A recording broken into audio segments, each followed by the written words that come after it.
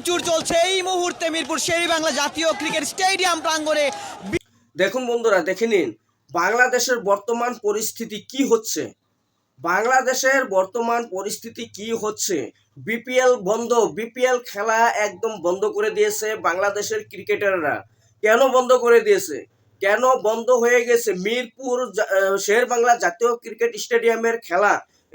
এখন দেখুন বোর্ড কিভাবে ভাঙচুর করছে বাংলাদেশের দর্শকরাই। কেন এটা হচ্ছে?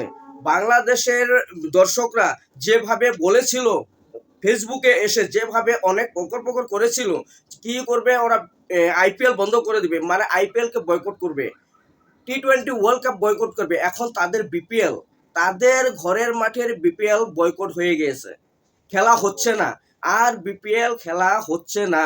যার জন্য মিরপুরের শেরেবাংলা জাতীয় ক্রিকেট স্টেডিয়ামের দর্শকরা অনেকটা অপেক্ষার পর নিজেদের ঘরের মাঠের বোর্ড, সম্পূর্ণ বোর্ড গেট যা আছে সব ভাঙচুর করছে বাংলাদেশের দর্শকরাই।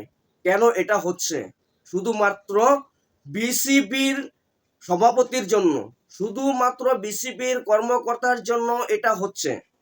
ক্রিকেটাররা বলেছে যে আমরা টি-20 ওয়ার্ল্ড কাপ খেলতে যাব, আমাদের কোনো অসুবিধা হবে না।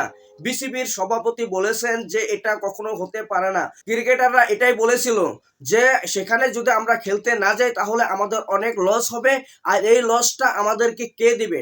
সভাপতি এই এর উত্তর দিয়েছিলে, উল্টা উত্তর দিয়েছিলে, বলেছে তোমরা যখন খেলো, তোমাদেরকে যখন আমরা কোটি কোটি টাকা দেই, তখন তোমরা কি করো? যখন তোমরা হেরে আসো তখন কি আমাদের টাকা তোমরা ফেরত দাও নাকি? তোমাদের থেকে আমরা কি ফেরত নেই নাকি?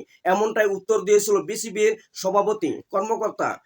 যার জন্য আজকে এই বিপিএল এর জন্য এই পরিস্থিতি হচ্ছে। দেখুন বন্ধুরা, সম্পূর্ণ ক্রিকেটাররা, বাংলাদেশের ক্রিকেটাররাই বিপিএল বয়কট করেছে। তারা আর কখনোই বিপিএল খেলবে না বলেছে। বিপিএল অনির্দিষ্ট কালের জন্য বর্তমান বন্ধ হয়ে গিয়েছে। দেখুন পরিস্থিতি। বন্ধুরা, এই ভিডিওটা যদি অবশ্যই তোমাদেরকে ভালো লেগে থাকে, তোমরা এই ভিডিওটা যত পারো শেয়ার করে পুরো বাংলাদেশকে ছড়িয়ে দাও।